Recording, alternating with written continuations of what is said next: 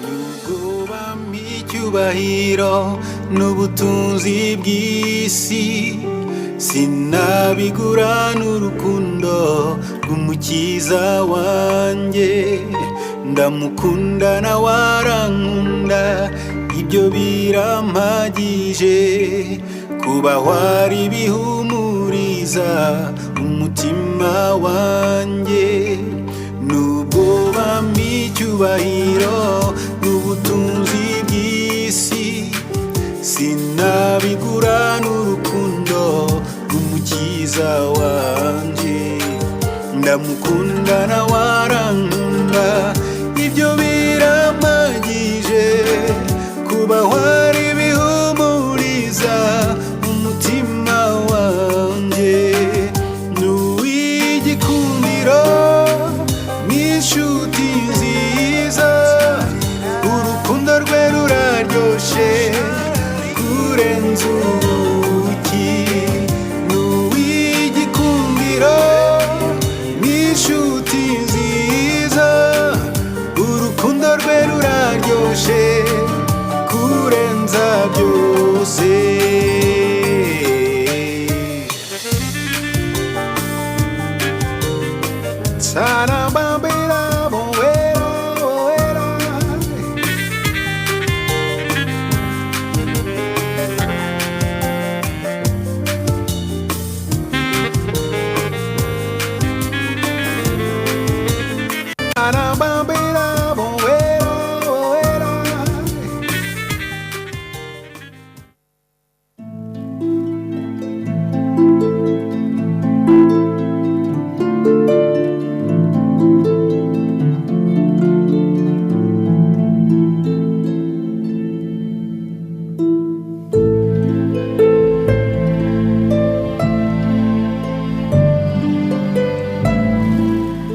Tugize muri wa mwanya mwiza uko tugira tuganire ku majambo y'Imana.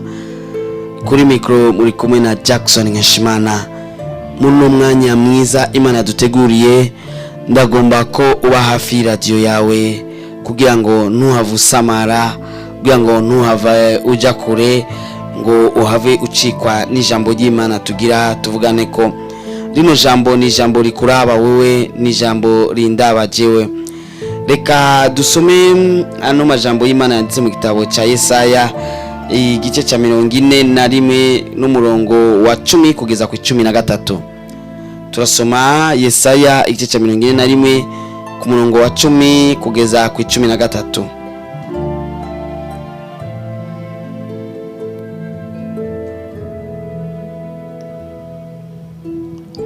Turasoma mu izina rya Yesu.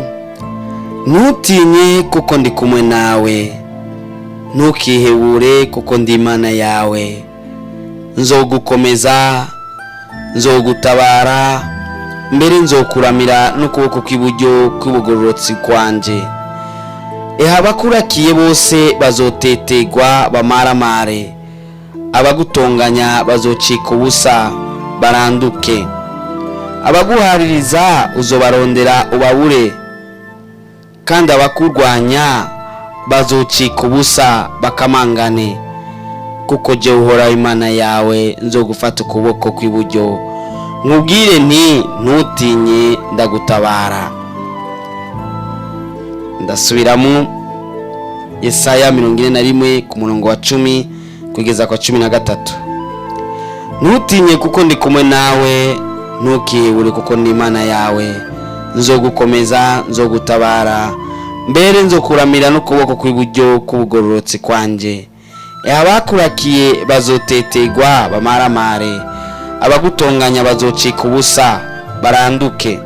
Abaguhaririza uzobarondera ubabure, kandi abakurwanya bazocika ubusa bakamangane.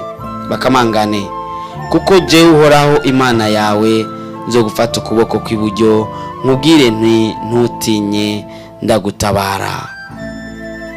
Yesu ashimwe, Yesu ashimwe. Kandi andikira message umugenzi ati uhoraho akora ikintu gishasha, akubwiye ati ntutinye, agira gutabare. Wararushe cyane, noneho agira gutabare. Ano n'amajambo y'Imana atubwira ko uhoraho agira dutabare mu bihe byacu twaciyemo byatubabaje, mu bihe twagiyemo biratera agahinda mu mitima yacu.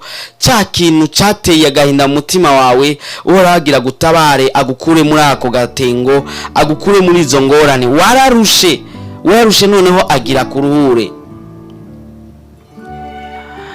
uhoraho aragutabaye kandi agira gutabare. Amen. Bivana no kwizera kwawe. Ufise kwizera ko agutabaye aragutabara, ugifise kwizera ko agira gutabare nyine. Harageze uvuga ati ndananiwe, ndarushe, numva simbona honja, simbona iburyo, simbona ibumoso, ariko ndarushe. Ndibuka umukozi w'Imana Eliya, niwe yabayeho mu bihe kanaka maze araruha. Eliya yaronderwa na Yezebeli maze araruha. Mu kuruha kwiwe yafashe urugendo rurerure ahunga Yezebeli. Harageraho yumva umenga birananiranye. Yari ahungiye ahantu hitwa Iberisheba, yumva ko binaniranye, yumva ko adashobora kurengana ngo ashike hirya, yumva ko yokwijyamiraho nyine mbere agapfa. Mbere yarisabira ati Imana ico maje nkipfira ngaha nta kindi. Acaja munsi y'igiti cy'umurotemu arijyamiraho nyine. Usomye mu gitabo cya mbere cy'Abami 19 aho urabona iyo nkuru yose. Yumva ko arushe, ariko umumarayika w'Uhoraho yacambwiye ati vyuka, urugendo ruracari rurerure. Umuntu arashobora kuruha kandi akaruha n'ibintu kumbure bitomuruhije, ariko ijambo ry'Imana ritubwiye ko agiye kudutabara. Jack, Uhoraho agiye kugutabara. Nawe niwibwire, bwira umutima wawe, shiraho izina ryawe, uvuga ati naka, Uhoraho agiye kugutabara. Warurushe, warumaze kuruha kutavyumva, warumaze kuruha, nawe utavyemera, warumaze kuruha. None ko hari yagezaho uwumva umenga umwanya kuja gusenga urageze, ukumva umenga urarushe, ukumva umenga ntushobora kugenda, wabona nako ukumva umenga umutima urasuye kuvyimba bivanye n'ico yigeze kugukorera. Ko hari yagezaho wumva umenga nanaka umwishura nabi, ko hari yamaze kugera naho wumva umenga bya bindi navyo ubikora uku, ko hari yamaze kugera aho wumva umenga unacikira cyangwa ucikiza, ko hari umaze kugera aho wumva umenga unakora n'icyaha cy'ubusambanyi, ko hari umaze kugera aho wumva umenga uja no ku mupfumu, hari yamaze kugera naho wumva umenga ariko ndakubwira ni aje kugutabara. Vuguti amen. Aje kugutabara kugira ngo akuruhure ivyo vyose waciyemo. Haro kuruha no kuruha.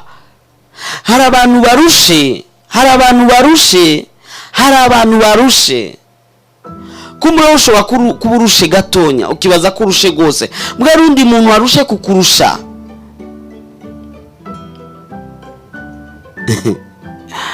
Urashaka kuburuhijwe n'ubukene,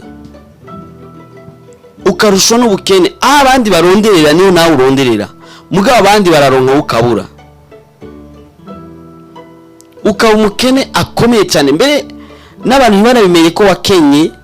Hari igihe wambara agahuzu keza ukakagorora neza, warose dukara tukugorora agashati kawe cyangwa agapantaro cyangwa agakwemu, abantu bakabona uyagayaga, bakabona ushima Imana, utwenga, bakibaza ko bibeze neza. Mugabo ubukene buri mu nzu yawe burenga ko. Wararushe, wararize, waratakambye, warigeze no kwisonzesha, warigeze no kugira veye, uragira makesha, uratera amijoro ryose usenga Imana, ubwira Imana ati Mana je ubukire mbega ndabigenze nte. Harabakubwiye ko baguteye ko imikoshi, none utegeza kuja ku bupfumu akoza imikoshi, akoza ibinabiriya. Ivyo vyose nuko umaze kuruha. Wararushe. Urira kuwa mbere, kuwa kabiri, kuwa gatatu, kuwa kane, kuwa gatanu, kuwa gatandatu, no kuwa Mungu wanurira cyane kuca uja mu gusenga ukavyibagira. Ufise agahinda mu mutima kiuzuye kari ndani, kandi umuntu atabizi ntashobora kubimenya. Kuko wicara muri bus nk'abandi, ugendesha umuduga wawe nk'abandi kandi uri umukene. Uti Jack, umuntu ashaka kugendesha umuduga wiwe kandi ari umukene? Yes, urashaka kuba uri umukene ukagendesha umuduga waguze miliyoni 3 cyangwa 5, ukaba ufise ideni y'imiliyoni 20, umushahara wawe wose ugenda hariya wafashe ideni usigaye we mu ibihumbi 10 byonyine cyangwa ibihumbi 20. Gufungura kwino minsi amafaranga 20 uzogiki? Ufise umuryango, kumbura uba mu gisagara cya Bujumbura cyangwa ikindi gisagara cyangwa urakenye, kandi iyo byose migambi wayikoze uzi ko bihava bigenda neza. Aho wahora wiyumvira ko worose si waronkeye, ahubwo wowe wiyumvira ko woronkeye niho waburiye wanashaka. Warakenye kugeza aho udashobora no kuyigira umuntu. Umushitsi araza ukabura amahera yo kumugurira ifana, ukamubwira ati dusenge, mukinjira mu mwanya wo kwataha, ukabugeze akibagira ko wonamuzimanya agafana kubera ubukene. Wararushe, ariko noneho araje kugutabara ndugu yangu. Vuga uti amen. Uti Jack, na jewe yes na wewe agira gutabara. Hari igihe umuntu arushwa n'uruvugo, abantu bakamuvuga bakakuvuga ataco wagize inshuti yanje. Wagize vyiza bakakuvuga nabi, wagize ibibi bakakuvuga nabi, ibihe byose bakakuvuga. Wambaye agashati keza bakakuvuga, wambaye kabi bakakuvuga, uwoze gose bakavuga tujya muntu arishima ko atavuga. Uvuze cyane ati ujya muntu je sinzi ngena meza ugumenga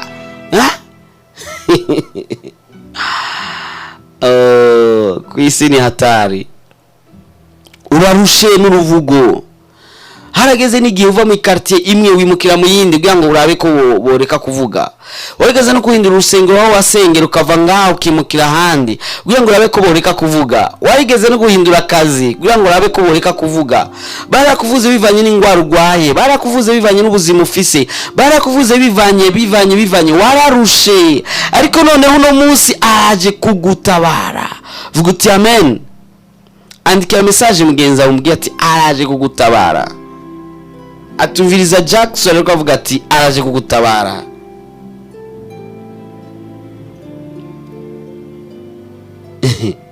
Si coroshe kumva ko agiye kwibagiza abantu ya majambo yose bakuvuze. Urumwigeme watwaye inda iwanyu koko ntawo urakuvuga, mugo baravuze bararenza. Urumusore warateje inda koko ntibari kubura kuvuga, mugabo bararengeje. Uri mu muruho w'uruvugo, harama bararutagicamwo kuko haciye baca baguka baja kwibarabara bakerekana ati wawo ndi twakubwira ngo uje. Usigaye uri ciro ry'imigani. Wararushe. Ikindi gihe wariyumviye ati isi yo kwicamo ibice bibiri je nyinjiramwa nkibagiranwa kubera uruvugo. Wari kukwegeranya niwe kumbure yakuvuze nabi. Wararushe. Uti Jack, warabimenye ko narushe? Yes, wararushe. Wariyumvira mbere no guhunga abandi baba impunzi za politike, ukagomba kuba impunzi y'uruvugo. Wariyumviriye uve mu ntara uje mu yindi, wariyumviriye uve mu gihugu uje mu kindi, bivanye n'ivyo waciye mu buzima bwawe bwagize ibintu by'amafundo byinshi cyane, kuburyo ugerageje kuvuga intaye ubuzima bwawe amosoza akoroka. Ubuzima bwawe bwabaye ikindi kintu kitazwi n'abantu ariko kizwi n'Imana nawe wenyine ubwawe. Umuvyeyi yakuvyaye yakuvuze uko utariko, umwana wavyaye yakuvuze uko utariko.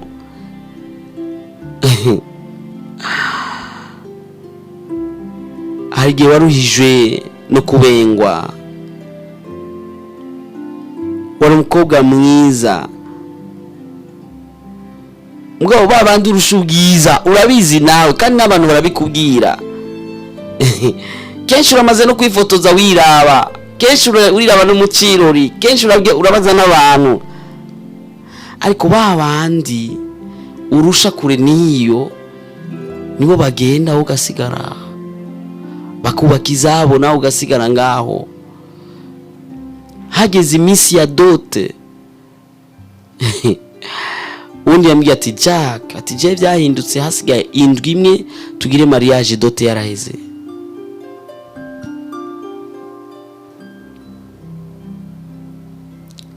Ufise imyaka irengako,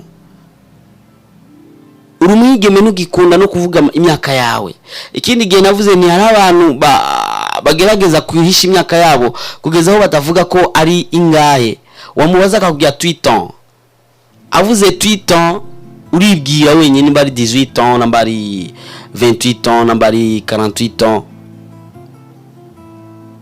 kugira ngo nava aishura imyaka yiwe, kuko ubona yagayaga.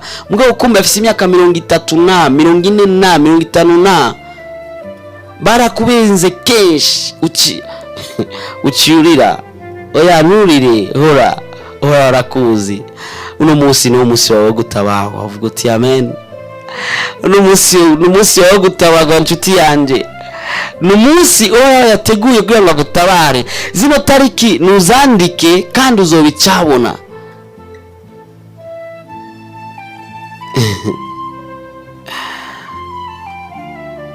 Warabenzwe kenshi ko uno munsi ntwari bwagere kugira ngo uhoraho akubwire ko amanutse kugutabara. Ikindi gihe urabwira Mose ati numvise ugutakamba kwa Abisirayeli, noneho manukanye no kubatabara. Manutse kugira ngo gutabare. Wararushe n'ivyo, wararushe, waradendebukiwe mbere. Haragera naho umwanya wo gusenga mu gishigo cyo gutanguza ijambo ati Mwami Yesu, ugatanguza iryosozi kubw'agahinda gahindira mu mutima, ingorane z'amatongo mu muryango. Ukurenganya ni wa wundi yari kugufasha, niwe ariko arakurenganya. So wanyu bavukana na papa wawe, kubera papa wawe atakiriho, agomba gufata ishamvu byasizwe na mwene wabo, cyangwa bamaze no kubirukana babakura mu itongo ryasizwe na so. Ukwirukanye ninde? Ni so wanyu. Agahinda wagize mu mutima karengako. Mugabo ndakuremesheje, ndaguhumuriza, ndakubwira nimba bakwirukanye mu itongo riri ahantu mu minyaganyaga, ntashobora kuvuga izina, kumbure novuga iyo komine cyangwa nkavuga agacimbiri kumbure kanaka, ucuvuga ati ya agacimbiri rero niko kari inyuma y'ubucimbiri bwose. Mugabo ako gacimbiri ko ku musozi, ako gatongo kumbure gatonya batwaye, waramanutse kugira ngo gutabare, agiye kuguha parcelle yawe mu gisagara cya Bujumbura. Avuga uti amen. Tujaka sindavyumva, ati nana kazingira, ati ndakenye ije Imana ntibiraba igomvye kuguha, nibura hica. Uti Jack urazi kuremesha. Sindakuremesheje gusa, ahubwo ndakubwije ukuri. None se amasezerano ufise none?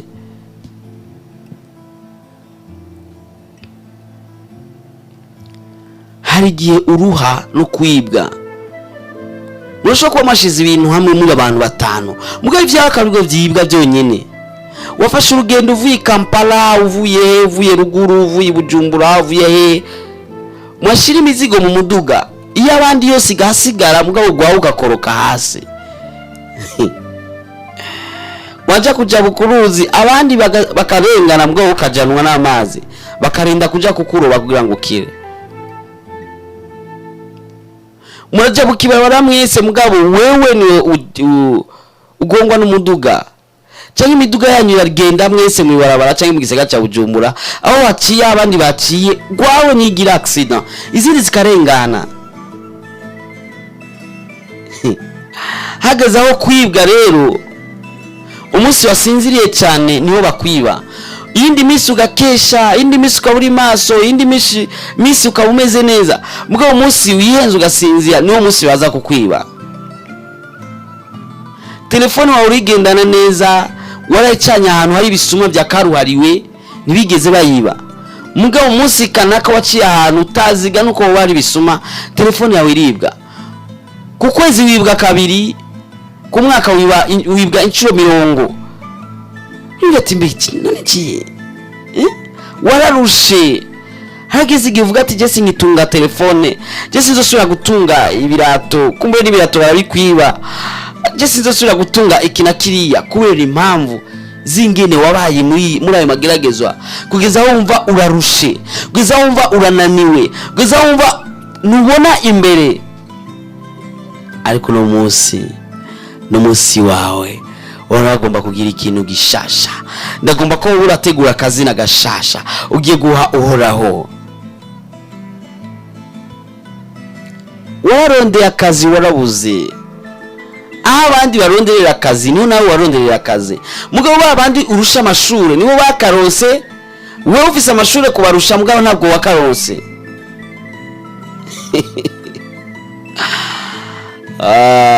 Watembere igisagara cyose, warahejeje ikirato kugeza aho gipinda, kugeza aho batangura kwita amazina, kugeza aho amadokima ugendana hasigara aho wafatiye hasigara hirabura kubera amaboko iyasho, indugumba y'amaboko. Wararushe, wararize, waragize amafunguro y'umunsi umwe, waragize amafunguro y'imisi 2, ikindi gihe wagiye mwibarabara ngo umudugu kugonge byaranse.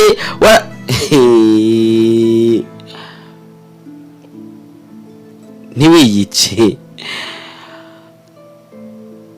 nurinde wiyahura. Uhoraho n'umunsi agira akora ikintu gishasha. Avuga uti amen, amen. Sinzi amagogo waciyemo, sinzi ibibazo waciyemo, sinzi amarusho aho waraciyemo, sinzi amagogo aho urimo n'ubu none aha, sinzi amarusho aho urimo ubu, sinzi amagogo aho urimo ubu, sinzi imibabaro woba urimo ubu muri uyu mwanya nyene. Mugabo wamanutse kugutabara kuko arazi ko umaze kuruha, wararushe, waratakambye, wararize. Harageze aho wumva umenga n'amosozi yawe yarakamye, ntukirira, waratimbye, warabaye umutimbayi.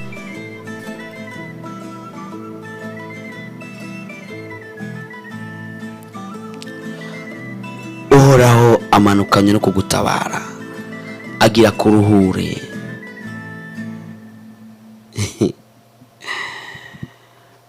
Mu mwaka winjira mu bitaro gatatu, wama wagwaraguritse, wama wagwaje, ibibazo ni byinshi birenga ko hageze aho wandika imitwaro ufise, urupapuro ruruzura, imitwaro kuzuza, ukiyumvira ati Mana none jewe navutse kugira ngo mbe ngifise imitwaro kurusha abandi. Ariko ibyo byose byabayeho kugira ngo Imana yiheshe icyubahiro.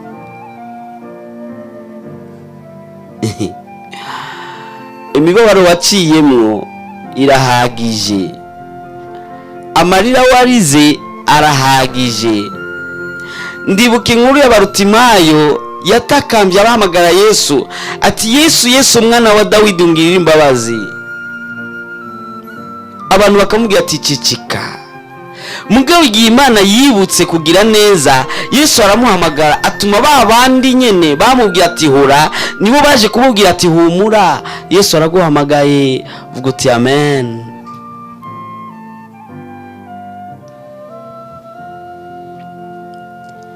Abakwisa amazina atariyo, abakwisa uko utari, abavuze uko utari, ababona amagogo urimwo bakavyirengagiza, nibo bazoza kukubaza ati mbe none wasengeye he? Ati mbe wasengewe nande? Uzogira ati nariko ndumviriza radio umunsi umwe ntazopfa nibagiye mu buzima bwanje.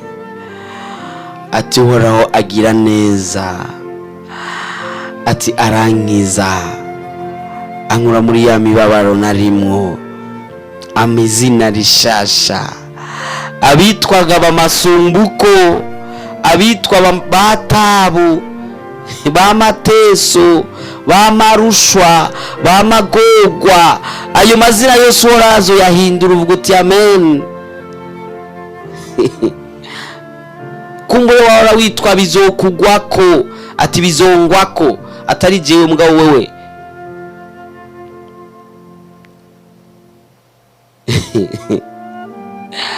mu gishingo cyo kwita bizokugwako azoguha irindi zina rishasha rivuga riti imihezagiro izokuzako. Amen, amen, amen. Hari igihe usanga uruhijwe no gufungwa, wa muri mu mabohero kandi urenganywa, uribwa, wenyene kwibwa akaba uri guhinjira mu gasho, wakwivye akaba ari yidegemvya. Byarakubabaje cyane, uriko uranyumviriza uri mu ibohero uno mwanya, amusuzi arakoroka. Hari n'ikindi gihe usanga winjiye kumbuye kubera ibyaha byawe, none mugabo warihanye, wararindiye kuhora wagira igitangaza uveyo byaranse, kandi waremeye kumbure nikosa, mugabo badendekeranije bace baboneka kumenga bavuga ukuri, bararekuwe, ukarira ugatakamba ukavuga ati Mana none jewe mbwira basi icyo nokora kugira ngo ngirire neza. Abantu benshi bakubwiye ko ufise imikoshi, bakubwiye ko ukwiye kuja ku mupfumu, kuko urudandazo rwawe ntirutera imbere, mudandariza hamwe n'abandi, murangurira hamwe n'abandi, mugabo abandi bakunguka we ntiwunguke, ntuzi impamvu, wararushe. Uri mudandaza muto muto minsi yose, ntutera imbere. Abo mwatanguranye hamwe aho badandariza si ahandi wo udandariza, baramaze gutera imbere, ubuzima bwabo bwarateye imbere, ariko uracari hahandi nyene. Ngo urabagira gutabara inshuti yanje, byaranse kuvyara neza, kuvyara mpaka bakubwira operation, byaranse kuvyara uronka inda igakoroka, byaranse kuvyara ntiwigeze uronka n'ikoroka, byaranse kumubana neza n'umugore wawe, n'induru zitabuze icyo zivako, byaranse kubana neza n'umugabo wawe, n'induru mwarondera induru aho zitaje ziva mukabura. Mugabo urabagira gutabara no munsi, yabonye kuruha kwawe, yabonye ko warushe, yabonye ko ugeze ahantu habi, yabonye kugeza aho umwansi ashaka, ariko noneho agomba gutabare.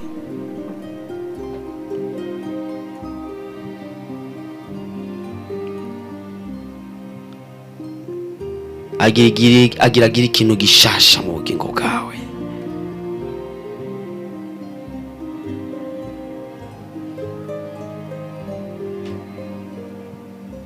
Wama wakengerewe n'abantu bose, no manama icyo wavuze ntibagifatirako, ariko kivuzwe n'uwundi kigafatirwako.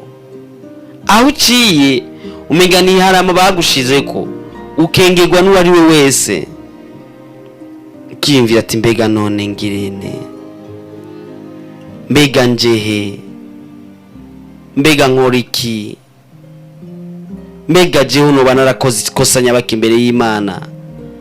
Urakengirwa nawe muja mu nama yabo muri kumwe, nimba ari mu bikorwa by'Imana canke ibisanzwe, ntacyo ufise uvuga, ntacyo ufise ukora, ariko uhora waramanukanye no kugutabara.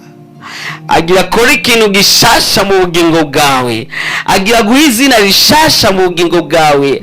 Abari bakuzi bakakwirengagiza bazoza kukuramutsa nawe utabazi, kandi bazoza kukuramutsa bakubwira ati wibuke ko ari jewe ndi.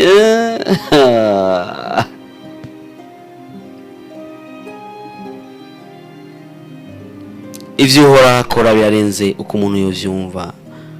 Urafise igishinga naye cy'abantu benshi, nawe sindi bugushingira naye yabuhora yagiriye neza, nawe urazi nahe zitari nke, nawe fatira kuri iyo nahe uzi yuko Imana yagiriye neza, maze uce uyishirako umenye ko urashobora kugirira neza kandi ashobora kugutangaza. Ivyo bihe urimwo, ako gakenge urimwo, ako gasuzuguro urimwo, uko kuntu wayemwo, uragira bihindure, agiragire neza, maze bose bamenye ko wakunzwe n'Uhoraho, wakunzwe na chef de quartier araryoherwa cyane, wakunzwe na musitanteri araryoherwa cyane gose, wakunzwe na buramatari araryoherwa cyane gose cyane, wakunzwe n'umushikiranganje araryoherwa cyane gose cyane gose cyane, wakunzwe n'umukuru w'igihugu araryoherwa cyane gose cyane gose, wakunzwe n'Imana yoryoherwa gute nziti yanje? Ndakubaze, wakunzwe n'Imana yoryoherwa gute? Urudasanzwe. Ibindi ko ndabivuga urashaka kutavyumva cyane. Mbwe yaba Mordekai ari ngaha yari kubwira byinshi kandi ndazi ko ari kuvyemera. Nuko Mordekai atari ngaha yari kukubwira ingene yinjiye ibwami, yinjira nk'abandi, mbwa wasoka atameze nk'abandi. Sema amen. Yinjiye yambaye impuzu z'ikizamu, ndibaza yinjiye yambaye ikoti cyangwa ubureta cyangwa ndahazi, ngo yasohotse yambaye nyambara abami. Imana irashogwezagira kugeza aho twenga, kugeza aho umigwa, kugeza aho wifata ku munwa ukabura ijambo uvuga. Imana irashogwezagira kugeza aho mu kuvuga udidinganya, wabuze icyo uvuga. Ingene Imana yakoze je ndamaze kuyibona kenshi akatari gake ndamaze kuyibona, kandi nditeze ko ndayibona cyane, kuko imanukanye no kuntabara nanje, kandi imanukanye nawe kugutabara. Ukuruha wabayemo kugiye guhera, uragira ibintu bishasha. Agira hindura urupapuro, rwa rupapuro rwandikwa ko magugwa yawe yose, agira ruhindure maze asheho rundi rupapuro rwanditse ko imihezagiro, ico agiye kukugirira cyose, ico wasavye cyose kigira gishike muri uyu mwaka nyene. Vuga uti amen.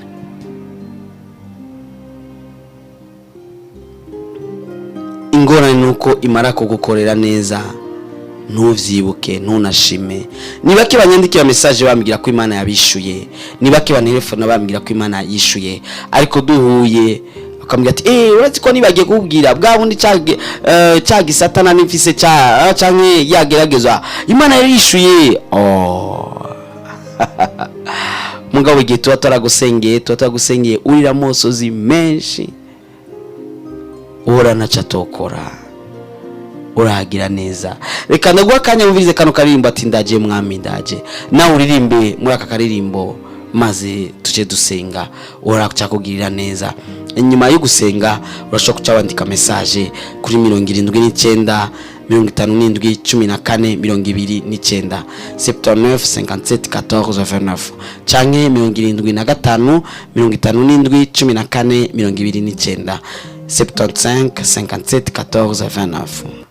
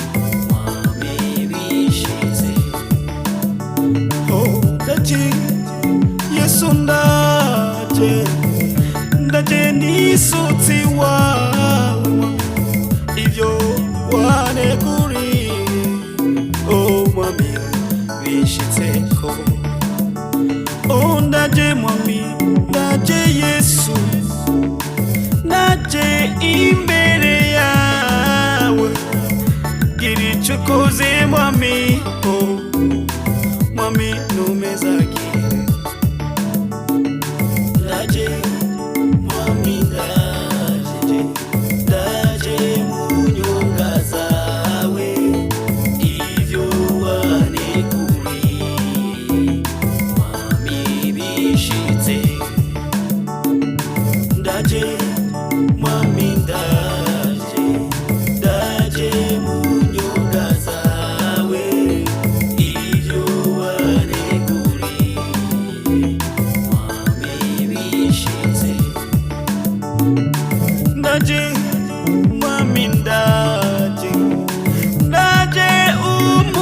umumurize agahinda mfise rikeshi mwami ngirira neza ndaje mwami ndaje mu nyonga zawe ivyo waneguriye mwami ubishitse ndaje mwami ndaje mu nyonga zawe ivyo waneguriye mwami bishitse ndaje mwami ndaje mu nyonga zawe ivyo waneguriye mwami bishitse ndakwiteze ivyo waneguriye ndakwiteze mwami bishitse naravyumvise kenshi ivyo waneguriye ngomba kubibona warabimbwiye kenshi ivyo waneguriye ngomba kubikorako ubishitse mwami ugendera abandi nanje ntusige urumureko mwami ugendera abandi vugana nanje ntusige ngira ijambo rimwe mwami niteguye Yesu umutima uruguruye suka nditeguye nditeguye mwami nditeguye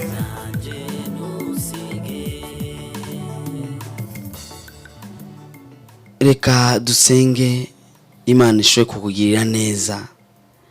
Dusenge mu izina rya Yesu, mwami nyene ingabo nyene icubahiro, wowe ushoboye, wowe uganje, wowe ugira neza bukira bugaca, wowe ugororotse, wowe witaho abawe. Mana turagushimira ko wagize neza uno mwanya, ukaba tugiriye neza tukaba dushoboye kuba turi bazima. None ndakweretse mwene data yaramaze kuruha kandi aruhijwe n'ibitari kumurusha, kandi agiriwe nabi n'ibitari kumugirira nabi. Kristo ndagusabye ko umugirira neza maze umubere inyishu. Nimba zari ingwara, nimba bwari ubukene, nimba kwari uruvugo, namba kwari kubengwa, namba kwari kwibwa canke gufungwa canke izindi ngorane canke ibindi bibazo, Kristo ndagusaba ko umugirira neza, umuruhure, aruhuke, agire amahoro, agire umutekano muri we, agire kumva ari kumwe na wowe. Kristo ndagomba kuno munsi umubohora. Yaraboshwe koko, yaraboshwe nibi na biriya. Kristo ndagusaba ko ugira neza kuri we, ndagusaba ko umuhakana, ndagusaba ko umuha akazi, ndagusaba ko urudandazo rwe rwotera imbere, ndagusaba Mana ko umuha inyota n'inzara yo kugukorera, ndagusaba Mwami ko ugira inyota n'inzara yo kugusenga. Ehera aba yarasubiye inyuma byo gusenga, ehera aba yishikira akiryamira gusa akavuga amajambo 2 cyangwa 3, ehera abo ko yahora yitanga siko akitanga n'ubu. Kristo mugire neza ushobore kumukiza, mugire neza ashobore kuva muri izo ngorane, mugire neza ashobore kuva muri ayo magogwa, mugire neza ashobore kuva muri ayo marushwa, maze umubere inyishu idasanzwe. Mwami, nditeze kuza kubikora, nditeze kuza kwigaragaza, ni mu izina rizima rya Yesu Kristo Umwami n'umucunguzi wacu, amen. Muri no jambo rero muri kumwe na Jackson Nkeshimana.